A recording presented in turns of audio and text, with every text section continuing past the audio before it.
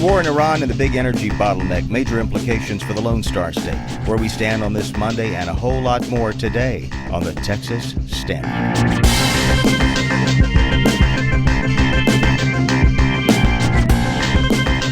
Texas Standard is a production of KUT Austin, KERA North Texas, Houston Public Media, and Texas Public Radio in San Antonio. I'm David Brown. As we parse out the latest on the war in Iran, a closer look at the impact on oil and why one top analyst says, despite record exports from Texas, we ain't seen nothing yet. Much talk about cheap drones giving an edge to adversaries on the battlefield. Why is the U.S. lagging on using them? A new study examines an educational experiment in Dallas rewarding teachers for student performance. How effective is that approach, and should it be replicated statewide? We'll hear the results and the takeaway, plus the week in Texas music and a whole lot more as the Texas Standard gets underway right after this. No matter where you are, it's Texas Standard Time on this 20th day of April 2026. I'm David Brown. And if you're trying to make sense of what's happening in the Persian Gulf right now, you're not alone. The picture is shifting by the hour.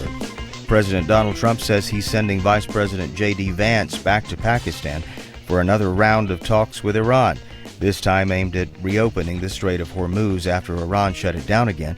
But even as those talks are supposed to be getting underway, there are serious questions about whether Iran will even show up. In the meantime, oil markets are reacting in real time. Prices up sharply today after a rally on Friday on hopes things were settling down. At the moment, traders still appear to be betting that some kind of deal is possible, but that confidence is getting thinner. Because at the center of all of this is a U.S. naval blockade and the potential for more direct confrontation. An Iranian-flagged ship was seized by U.S. forces over the weekend after what officials say was a refusal to comply with warnings. Where does all this leave things? A ceasefire that's technically in place but under strain, diplomacy that's ongoing but uncertain, and a global energy choke point that remains, at least for now, partially closed. How to read the signals here, what actually matters, and what's just noise? Help us with that, Michael Mosser. He is director of the Center for European Studies at the University of Texas at Austin. Professor Mosser, welcome back to the Standard. Thanks for having me. A lot of questions here. Let's begin with the basics. What actually changed over the weekend that pushed oil prices back up so sharply? You know, you framed it very nicely there in the introduction. Over the weekend, things took a turn to the dramatic. On Saturday, Iran prevented two Indian-flagged ships from leaving the Gulf, actually fired on them. They then turned around, and that provoked a wave of consternation that things were sort of headed in the wrong direction. Yesterday, as you mentioned, the U.S. Navy seized, after firing upon and disabling a cargo ship, the Tuska, an Iranian-flagged cargo ship that was on its way back from a Chinese port, allegedly carrying dual-use materials, stuff that could be used for making rocket motor fuel. Both of those incidents, one on Saturday, one on Sunday, have really kind of put the ceasefire on its heels. They've definitely created this sense of uncertainty about where we are right now going forward. Yeah, well, Iran seemed to be saying this morning that the seizure of that ship effectively ends the ceasefire. I'm curious what all of this means as a practical matter. You're absolutely right. Iran is calling this an act of piracy. They have, of course, been very unhappy with the U.S. blockade on the exit side of the Persian Gulf. Really, this is a dual blockade, right? I mean, the Iranians have been blockading the Strait of Hormuz from the get-go. And so they are essentially preventing ships from coming out. The U.S. is now preventing ships from both coming out and going in.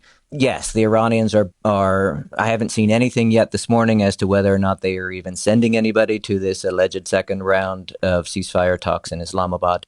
So it's very much up in the air. What does this tell you about how real or how fragile this diplomatic track really is? You know, it is real. There's no question that it's happening in parallel with the military track. The diplomatic track was happening before the U.S. and Israel engaged in hostilities a month ago, or more than a month ago now. Yeah. And generally, we see this playing out in any conflict. We have a kind of dual track situation here. There was hope that the negotiation team Vice President Vance and the two special envoys, Steve Witkoff and Jared Kushner, were able to get some momentum. Having Pakistan serve as an intermediary it seemed to be at the beginning there, a very effective way to do things. But as we're seeing play out in real time, all ceasefires are fragile. And all ceasefires and all diplomacy sort of regarding these ceasefires is tenuous at best. We're not seeing any indications of major breakthroughs here, and I think the markets are reacting in that way. But it's a long, slow, step-by-step process.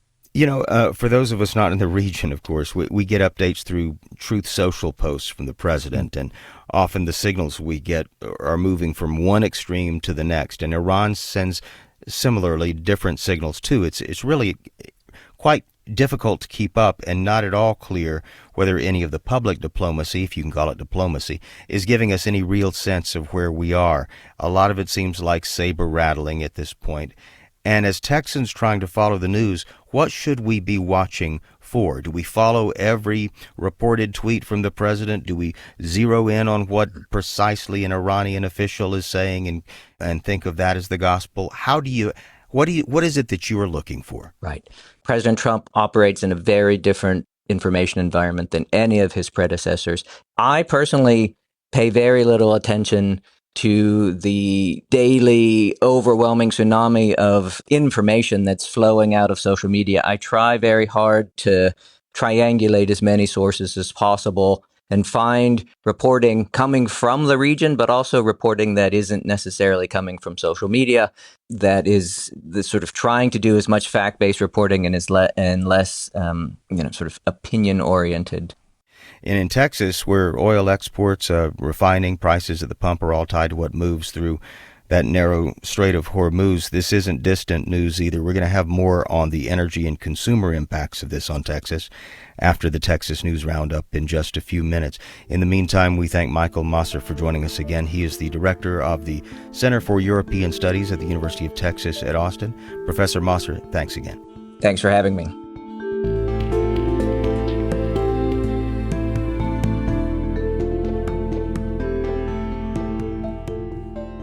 In the wars in Iran and Ukraine, armies have been increasingly relying on so-called one-way attack drones. These are inexpensive devices. They don't carry any crews or anything like that. They fly to their target and explode. But the U.S. is widely seen to be lagging other countries in developing and using these inexpensive unmanned devices. Jay Price reports now for the American Homefront Project. That sound was already familiar across the U.S. military, which for years has been fielding small drones that let frontline ground troops see, for instance, what's over the next hill or inside a nearby tree line. More and more, though, that sound is going to be followed by this one. The Pentagon has begun a huge push to buy hundreds of thousands of small attack drones, the type that have long been the dominant weapon in Ukraine. Drones are responsible for about 3/4 of that war's casualties. This push was the subject of a recent hearing of the Senate Armed Services Committee, chaired by Republican Roger Wicker of Mississippi. Both the American commercial drone industry and the Pentagon are years behind the curve in producing and employing drones. Catching up is as necessary as it is difficult, but I believe we're finally on the cusp of charting a future for American drone dominance. In fact, Drone Dominance is the name of the Pentagon's new billion-dollar program to jumpstart mass production of small one-way attack drones. It's staging competitions among manufacturers and expects to buy 30,000 of the drones in the next few months and 300,000 next year. That still isn't a lot by the standards of the Ukraine war, says Katerina Bonder, who researches drone warfare at the Center for Strategic and International Studies. Ukrainians produce 6 million drones per year. She says the U.S. urgently needs large numbers of small attack drones for training and to learn how to integrate them into the way that forces fight. So think of that 300,000 as expendable. You can treat them as bullets, basically. That's how they do it in Ukraine. She says the Pentagon's drone buying initiative is a good first step, but just as important is teaching the troops to use them. If you talk to Ukrainian military, they would tell you that despite all the cool software, AI, and all this kind of stuff, 80% of strike mission success depends on drone operator skills, how to integrate them, how to actually fight with them. This is something valuable, and it's really hard to buy for money. So there is a lot of work has to be done. Some units are already doing that work. So more or less, the training's focused on integrating the unmanned aerial systems into realistic combat scenarios. Captain Andrew Cannon is a company commander with the 1st Battalion, 2nd Marine Regiment out of Camp Lejeune. He was speaking from a California base where his unit was doing realistic combat training to help the Marines figure out how to incorporate small attack drones, hoping to build lessons to share across the Marine Corps. His unit is using the Neros Archer, which is one of the first selected so far in the Pentagon competition. Not much bigger than a dinner plate, it looks much like the kind hobbyists use. He says the Marines using it are enthusiastic about the new capabilities it gives them. It gives us lethality and precision. It gives small unit leaders the ability to apply force in a very controlled and deliberate way. It allows us to be very effective while reducing risk to the Marines with that standoff that it allows. I'd say a big increase in lethality at the squad level. Some senators at the committee hearing spoke of the quest for drone dominance as a watershed moment in warfare, with Connecticut Democrat Richard Blumenthal equating it to the nuclear arms race or the early days of space exploration. Meanwhile, Bonder, the drone expert, notes that other countries are continuing to advance. For instance, she says Russia, which was already using AI to automate how its drones pick targets, now has begun experimenting with fully autonomous systems that cut human operators out of decisions about what to attack. I'm Jay Price reporting. That story was produced by the American Homefront Project, a public media collaboration covering American military life and veterans.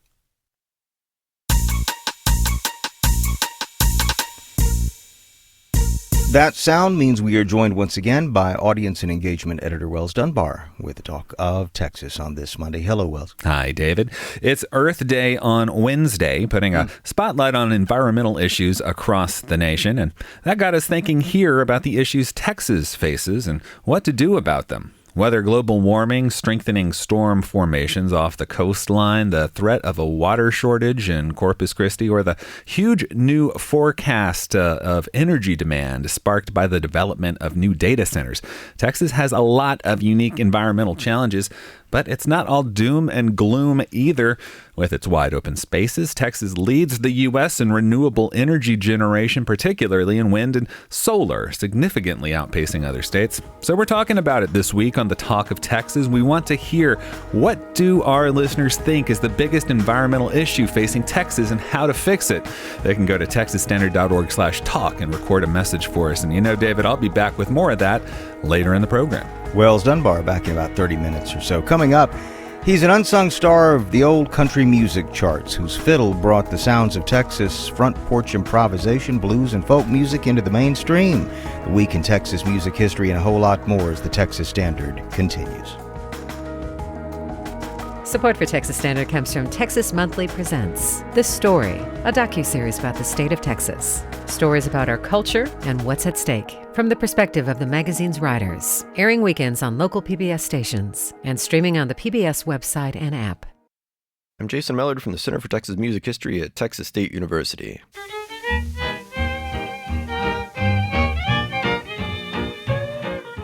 This week in Texas music history, Western swing tunes in to twin fiddles for the first time. On April 25, 1915, Western swing fiddler Cliff Bruner was born in Texas City. Bruner went to high school in Tomball, where he started playing in the twin fiddle style with Jasper Heaton. The two developed a reputation around East Texas, supplementing their farm work with dance gigs in Houston. When Bruner was 18, he received an invitation from Milton Brown, a founding father of Western swing with the Light Crust Doughboys and Musical Brownies. Brown wanted his band to bring in twin fiddlers, pairing Bruner with Cecil Brower. Bruner jumped at the chance. Riding high despite the Great Depression, Bruner recorded 4 sides with Brown over 2 years before the band leader's untimely death in 1936.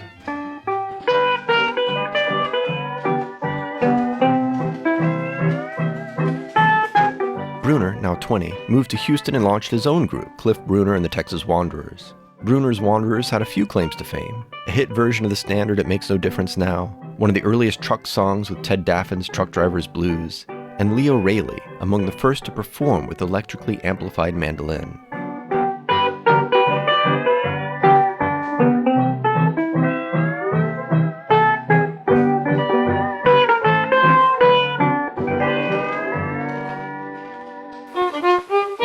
Bruner moved the Wanderers from Houston to Beaumont and settled in as one of the Golden Triangle's premier dance bands. He also rosined up his bow in the political arena, supporting the campaign bands of Texas Governor Pappy O'Daniel and Louisiana Governor Jimmy Davis. Bruner told historian Gene Boyd that, "I never tried to copy anybody's style, never in my life. I created my own and I had to live with it, good or bad." But his playing also echoed Western swing's jazz influences. Bruner named both Joe Venuti and Stuff Smith as role models, and he paid those influences forward. As Gene Boyd wrote, Bruner was a powerful jazz violinist whose earthy, grassroots musical language identified him with Texas and made his style easy for younger violinists to understand and emulate. Save my soul, my motto. You can hear music from the Lone Star State 24/7 on the Texas Music Experience at tmx.fm. For the Texas Standard, I'm Jason Mellard.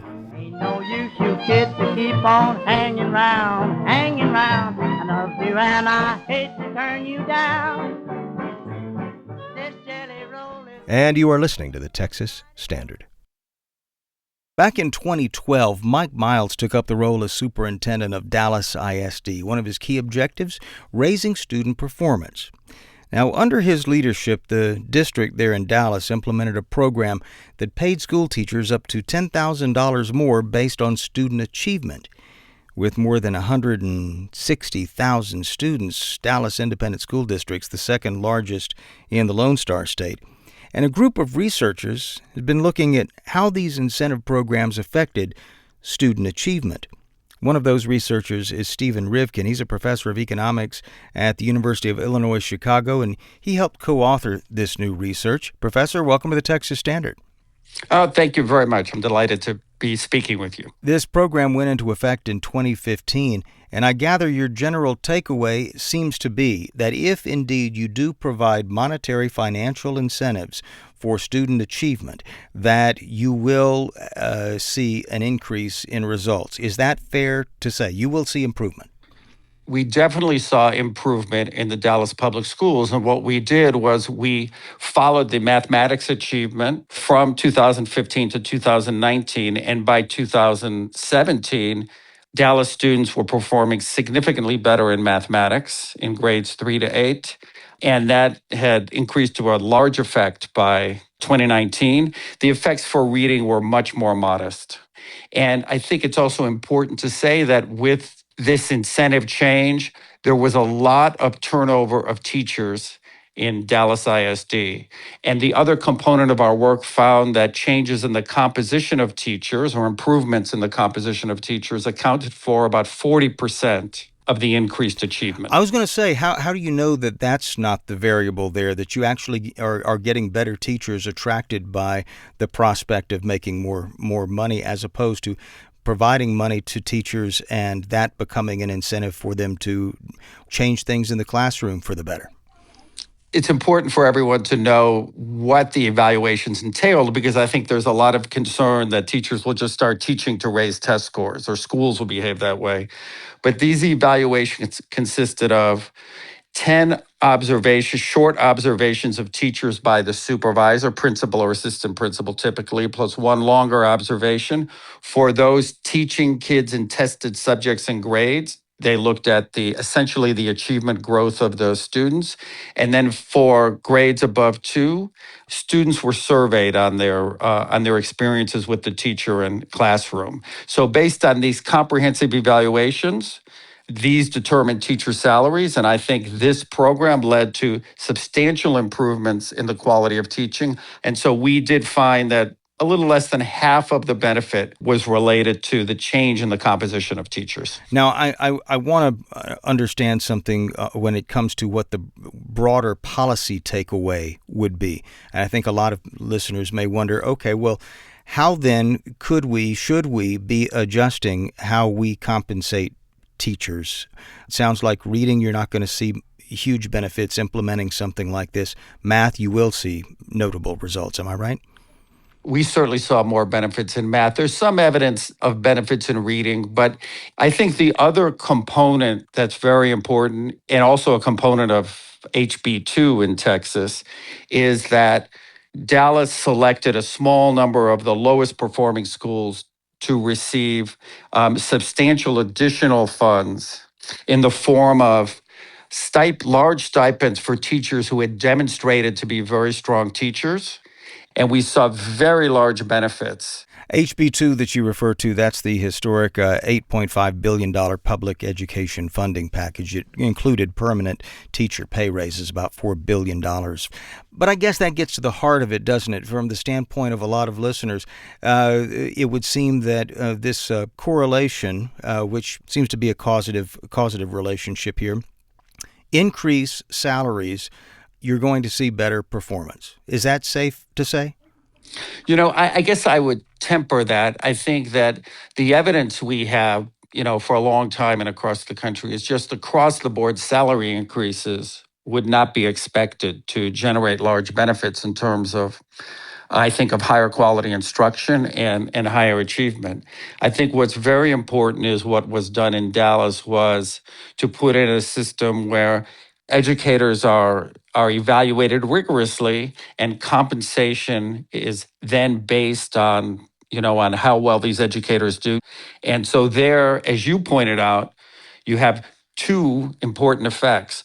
One is that prospective teachers who think that they are going to be effective, they're more likely to want to come to Dallas because then they can do well and earn more money. And the second one is it provides strong performance incentives and effort incentives for all the educators in the system. There's a lot of methodology that goes into this, and of course we could go into the weeds here, but I'm not sure that it would be very productive. I would encourage folks who are interested in this research to visit us over at texasstandard.org, where we're going to have a link to a lot of the top-line findings here and more on the research that's being done by Stephen Rivkin, professor of economics at the University of Illinois, Chicago.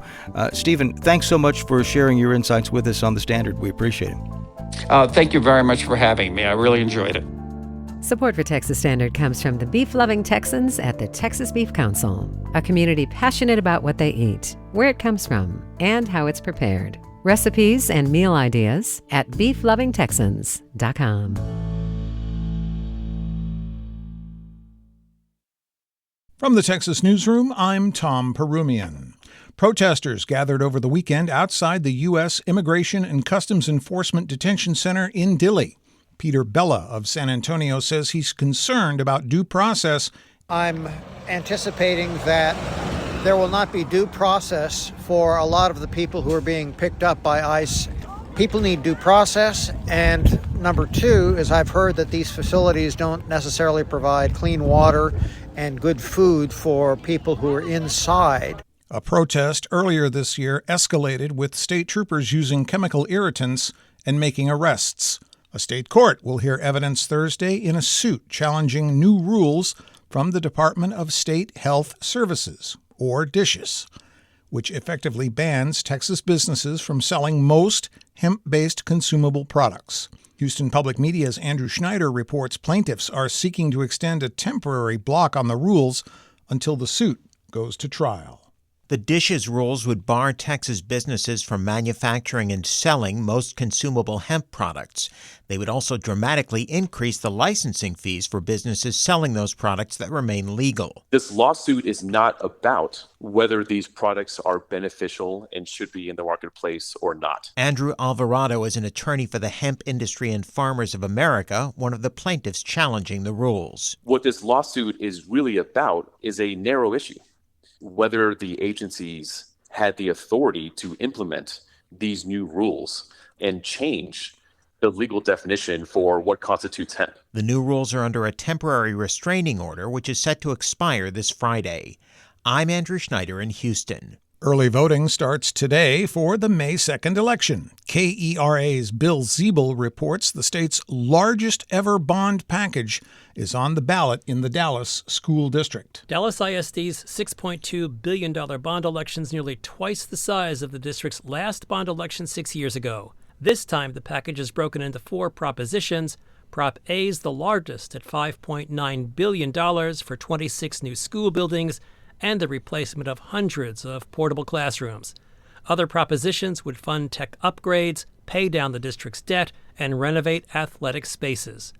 In Arlington ISD, the district is seeking $501 million from voters spread over 3 propositions, while Lancaster ISD has a 4-proposal bond election totaling $376 million. I'm Bill Ziebel in Dallas. I'm Tom Perumian from the Texas Newsroom. Support for these Texas headlines comes from Half Price Books, a Texas-bred new and used bookstore, proudly supporting public media and sustainability by keeping books, music, and other media in circulation. Store locations and more information at hpb.com. 33 minutes past the hour, Texas Standard Time. I'm David Brown. The war with Iran is hitting Texas from 2 different directions at once. On one side, it's boosting business in South Texas, the U.S. oil export hub. At the port of Corpus Christi, shipments surged to record levels last month. On the other side, the renewed disruption in the Strait of Hormuz is again rattling global markets on this Monday, feeding higher prices for drivers, trucking companies, and other businesses across Texas. Matt Smith is lead oil analyst with Kepler and joins us now to help us make sense of something that a lot of listeners have chimed in on, and that's how these 2 realities can exist at the same time and what all this means if the conflict drags on. Matt, welcome back. Thanks, David. From where you sit monitoring all this, what's the single biggest shift that you're seeing right now? Is this mostly about supply disruption or price reaction or trade flows reshuffling? What? Well, how long have you got? There's a few kind of key things to hit on here, David. So I think the main one to consider is you've got the Strait of Hormuz. We are now into the 8th week of it being closed. And 90% of the oil that would leave through the Strait of Hormuz goes into Asia. And so now Asia is not receiving any more barrels because all those barrels that were loaded pre-war have discharged. For the most part, Asia is ending up being starved of oil. This is so important because it sets off a series of dominoes. Because now these Asian countries, they have to dial back on their refinery runs, which means that they can't produce the jet, the gasoline, the diesel that they need domestically. Mm-hmm. But Asia is also a refining hub, and so they export a lot of these products. And so the countries that receive these products, whether it is Australia that gets its jet fuel from Singapore, or even it's the US West Coast that gets its jet fuel from South Korea, you're starting to see these next dominoes falling in terms of those flows not happening, which ultimately means we're going to be seeing product shortages coming through in the coming weeks. And that will start off in Asia, but then it will have ripple effects to elsewhere in the world. See, I was wondering if China or Asia would be looking to Texas, if this has rerouted their sources for energy so severely they're having to come all the way over here to meet demand. You ain't seen nothing yet. For April, we're going to be seeing record crude exports out of the US. We're already seeing them at a record pace, and we've still got a third of the month to go where we will see that pace pick up even stronger. Typically, you see about 27 VLCCs, which are very large crude carriers, heading to the US at any one time. That was the average for last year. And they carry 2 million barrels each. We have got over 70 that are heading to the US right now. Wow. Because they can't get into the Mideast Gulf because the Strait of Hormuz is closed, and so they're just redirecting them to come and pick up U.S. crude. Oh, okay, well, on the one hand, record volumes out of the port of Corpus Christi, that sounds like a win. But at some point, don't we get near capacity? Are there any signs that the system is under stress? Yeah, we've hit it, basically. So we're going to be hitting it in the coming weeks here. So, those VLCCs are going to be staggered in terms of their arrival. If you go and have a look at the map, you can just see them in a row just heading to the US. And so we are going to reach a point where that dock capacity gets maxed out. But given how much of a better situation the US is in from a supply perspective, we'll simply have to test those levels. All right, let's talk about that side of the equation, because there are a lot of Texans who feel like, well, don't we get any insulation from this? We produce energy here, but when those global price swings, hit the marketplace, we are feeling those swings almost immediately. Why? The US is insulated from a supply perspective to a large extent but not from a price perspective. So your price at your local gas station is driven by the input price of oil. And we have seen oil prices, not just in the US, but globally rising. Those US ones have increased or been dragged higher in the slipstream of those global prices. And so that's why on the national average, we're seeing prices over $4. In Texas, we're seeing them about $3.65, which is nearly $1 higher than it was last year. Well, bottom line is you see it, and I think this is what a lot of Texans are asking. Does a crisis like this ultimately benefit the Texas energy sector more than it hurts Texas consumers, or is that just too simple a way to look at it? Yeah, and I think that's fair because it's not just prices at the pump.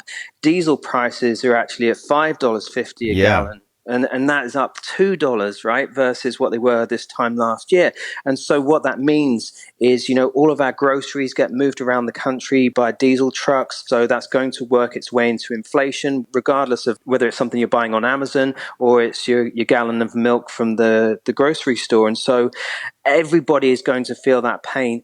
The flip side of that, yes, is that producers are getting higher prices for their oil, but they are not ramping up production like crazy by any means here. They are just locking in those higher prices for that certainty. And so probably net, it really hurts the consumer in Texas, but there's obviously always that silver lining. Matt Smith, lead oil analyst with Kepler. He joins us every couple of weeks. Thanks so much for the update, Matt, and keep us posted. Will do. Thanks, David. Support for Texas Standard comes from Texas Casa. For a child in foster care, small moments today can have a big impact tomorrow. More on how lending time and support can help make a difference at becomeacasa.org.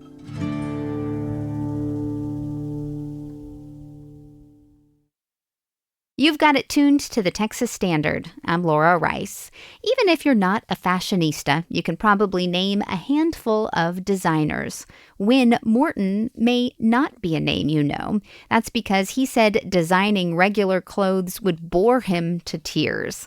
Instead, he designed over-the-top intricate costumes for Broadway plays, for circuses, for parades, and for theme parks. Many of them are on display in colorful, full-page sketches and photos in a new book, Dreams and Ideas, The Artistry of Costume Designer Win Morton. It was curated by his friend and University of North Texas Professor Emerita Myra Walker. Myra, welcome to the Texas Standard. Thank you. Win Morton died in 2022, so this is a retrospective of his work. But before we get into his designs, you had a friendship with him. What was he like? Well, he was wonderful. I met him in 1985 when I was actually looking for a job. I went to his office on Turtle Creek, said I was looking for an assistant designer position. And he said, well, I am the designer. I don't do assistants, but he said it in a very nice way. And then he started showing me all these fabulous color photographs of the Texas Rose Festival costumes that he was working on. And he took me to where one of the backdrops was being painted. And so I was just, mesmerized. Win was a Texan. His career first really took off in New York. But how do you think growing up in Texas influenced what he made even while he was away? Well, Win's family history dates back to an 1853 land grant from the state of Texas. Wow. So he is a true Texan all the way back. And I think that's important to say because, yes, a huge amount of his career happened in New York. However, in the early 50s, and one of his earliest career achievements was working for the designer Peter Wolf. And there he designed the San Antonio Fiesta gowns in 1952. The big job was the State Fair of Texas in 1953. And there were 17 huge 10-foot by 20-foot dioramas set up. The theme was the storybook of Texas agriculture. Then he leaves right after that State Fair project. He went to New York and got hired by CBS Television in 3 weeks after moving there. What were some of his big moments in New York? Well, he designed for the Arthur Godfrey show, some dresses for performers on Ed Sullivan. It was the golden age of television. Mm-hmm. But Wynn, I think, was really longing for a bigger stage. And he got it when he got the job at the Roxy Theater. Well, he came back to Texas abruptly after his mother's death. Was that initially a hard transition after really being on top of the fashion game in New York? The 70s were not great in New York. It just seemed like it was time. He ran into a childhood friend named David Blackburn at the World's Fair, which was in 64, 65. And Blackburn invited him to become the designer for Six Flags, the musical reviews there. And so I don't think it was a difficult transition. I think it was just time for him to come back to Texas. Tell me about some of the big commissions. You mentioned Six Flags, but he had a lot of impact across the state when he returned here. Throughout the 80s, it was all about Six Flags because there were multiple theme parks and there had to be hundreds of designs for these musical reviews. At the same time, and this is what's astounding, is he was designing huge hotel ballrooms, the scenic design, the sets, the lighting for charity ball parties. And he's one of the few artists that did scenic design, sets, and costumes, and always supervised how the lighting was going to work with all of that. I gotta say, this book is big and it is beautiful. Can you tell me about some of your favorite sketches? Some of my very favorites are in Chapter 1, the early concept drawings, because many of these were chosen personally by Wynn. I'd love for people to understand that I didn't just decide to make this book after he passed away. We had a 25-year conversation about this book. Mm-hmm. I knew what he wanted. I didn't know how it was going to make it happen. But Dreams and Ideas is also a title that Wynn chose. So it's very much got his stamp on it. We'll send people to texasstandard.org for some images. And then, of course, you got to buy the book to see them all. But could you describe a couple of them that especially stand out to you? Well, I love the circus images. Mm-hmm. Wynn loved knowing and working with all of the performers. It could be clowns outside the tent, the dancers, the singers. It really made a difference to him to get to know the performers that he was designing for. I love all of the designs for Roxy Theater because he was allowed to let his imagination kind of run wild.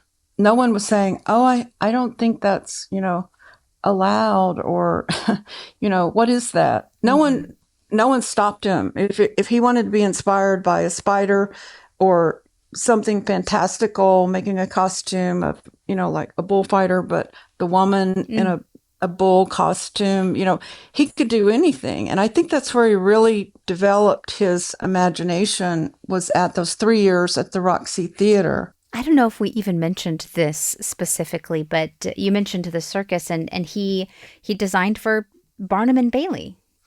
Yes, and that was a lifelong dream of his since he was a young boy, and seeing them unload the circus train in Dallas.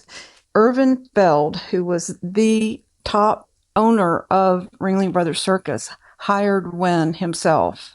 Unfortunately, Mr. Feld was not alive by the time the 1985-86 circus debuted.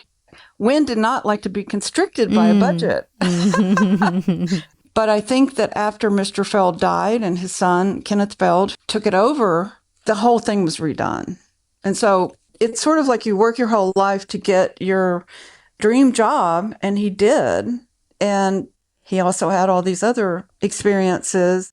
Well, you mentioned Tyler, and the Rose Parade was really one of his longest held commissions.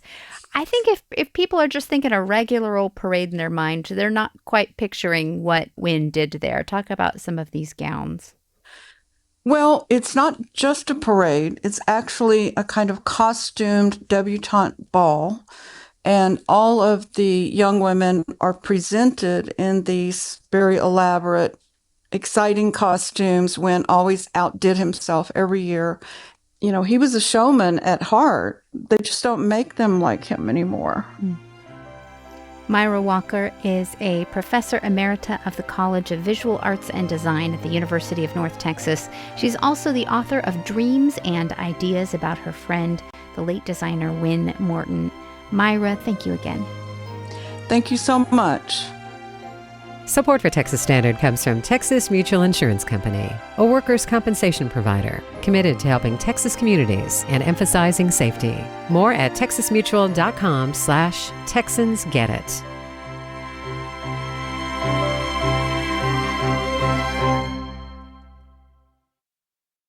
It's the Texas Standard. I'm David Brown. In the future, who'll run Texas's towns and cities? Well, in North Texas, a group of students got to peek behind the curtain of news headlines and political campaigning, getting a front row seat to how local government actually works, sitting in on city meetings, questioning officials, working through the day-to-day mechanics of local government. And now, after weeks inside the system, they're walking away with something harder to come by than what they might get from a civics textbook, a working understanding of how their communities really run. KERA's Andy Lusk reports. This is our graduation ceremony for our 2026 class. About 20 upperclassmen from high school programs throughout the Hearst-Euless-Bedford area are streaming into the Hearst Conference Center with their families. There's a spread of finger food and sodas at the back, and the tables are arranged so everyone can enjoy a meal together while listening to the speakers at the podium. I thought Euless, Hearst, Bedford are just like small cities, and they don't have as much importance like to Dallas, but that's actually wrong. That's Trinity High School junior Shidan Tesfazian, who's just completed the multi-week intensive 2026 Youth in Government program. There was outstanding amount of good questions that I heard, and like people truly have passion for this stuff, and it inspired me to like think more about governmental issues and have more passion towards it. Help our students understand. Now in its fifth year through the HEB Chamber of Commerce, the program introduces students to the form and function of local government. Classes put students in conversation with mayors, city council members, first responders, and city department employees, like in public works and finance. It's a crash course in what officials do and how their work directly impacts residents' lives. Dan Cogan is the mayor of Bedford. He's also a sixth grade science teacher in the HEB ISD system. For this youth in government cohort, one of his former students was elected its class president. As a teacher, it makes me extremely proud to see one of my former students up there pursuing their interests in government and knowing that perhaps I had a little bit to do with that to spark that interest. Cogan says he was surprised to see most students in this year's class express an interest in participating in local government themselves one day. I asked, raise your hand if you think you might be interested in perhaps running for office one day, and I was surprised to see a good majority of them raise their hands. Madison Clemson, a junior at LD Bell High School, is thinking about how local government could intersect with a future career as a healthcare provider. So I eventually want to be a medical professional and open up my own practice, but with that comes like a responsibility to take care of the community you're in. So I want to be a part of the city council and to make my mark. Clemson says her favorite part of the program was learning from first responders. These workers, they shared their passion and how they have to risk their lives every single day to defend our area, make sure everyone is safe, and it really just spoke to me.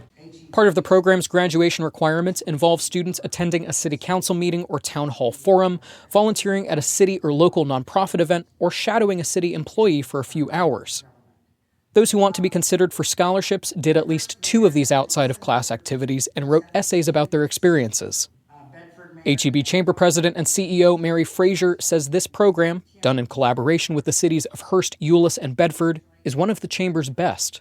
If you think about our students, that's our workforce of tomorrow. Those are our residents and citizens of tomorrow. Frazier emphasized the importance of local government, saying that municipal-level decisions affect people's day-to-day lives the most. Most people do not know much about local government or even at the state level. It's more they know what's going on the federal level because that's more in the news. Trinity Senior. At the end of the graduation ceremony, students walked away with certificates, swag bags full of items from each city, and new perspectives on what makes the services around them tick. 4 of them received $1,000 scholarships from Republic Services, a waste management company. Then they finished up their food, left the municipal-owned and operated conference center, and drove home on roadways brought to them by their local governments. Ryan Sappy, Trinity Junior. I'm Andy Lusk in Hearst. And you are listening to the Texas Standard.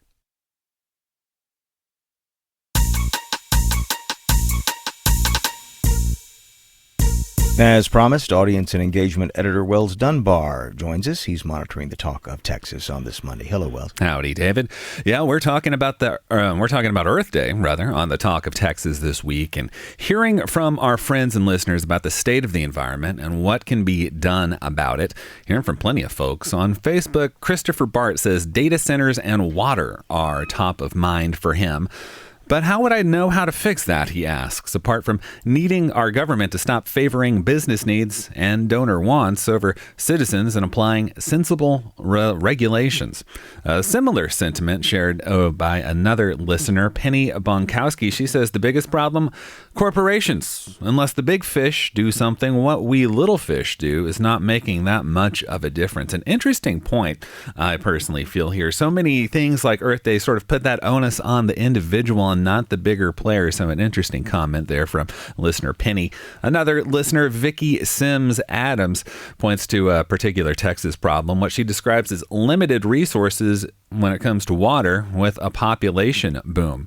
And there's been lots of eye-opening reporting on that lately. Our partners at the Texas Tribune, they just recently reported how Texas communities will need to spend some $174 billion in the next 50 years to avert what they call a severe water crisis. And, obviously we've been reporting on similar situations affecting Texas, including the situation in Corpus Christi, which is fast approaching by many accounts a water crisis. Vicky goes on to say that folks should vote out legislators who entice big business and industry at the expense of natural resources. Meanwhile, Carolyn Appleton, she says she's eyeing methane being released into the air, particularly in the Permian Basin region, and the underreporting of it. Talking about, many of this methane, a byproduct of the oil and gas extraction out there. Sherry Foreman says that the most important issue to her is climate change and the human factors that are speeding those natural processes that would take place over time naturally, giving humans time to adjust. She says that our government chooses to focus on so many stupid things, yet they ignore the elephant in the room. And it just reminds me of another story that's been turning heads.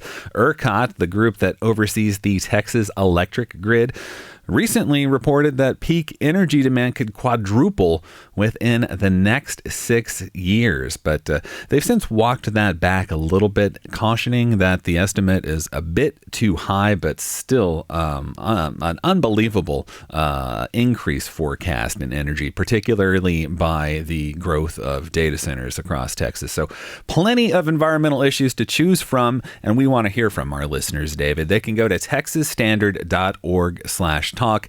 Go there and leave us a voice recording that we can share with our listeners. And we're going to be reporting on this all this week, Earth Day's arrival on Wednesday, April 22nd. So love to hear from our listeners. And again, we'd love to hear their voices. So go to texasstandard.org/talk and smash that record button. Just go there on your phone, smash the button, put it up to your head, talk to it like a normal phone call, because we want to share your voices with the folks out there across this great state. Audience and engagement editor Wells Dunbar monitoring the talk of Texas. For much of the opioid crisis, those who died have been reduced to case counts and police reports, public health warnings, and the like.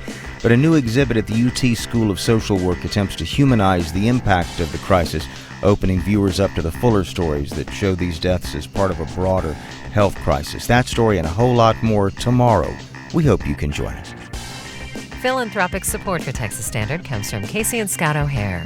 the Winkler Family Foundation, Lynn Dobson and Greg Wooldridge, Adrian Killam, and the George Huntington family.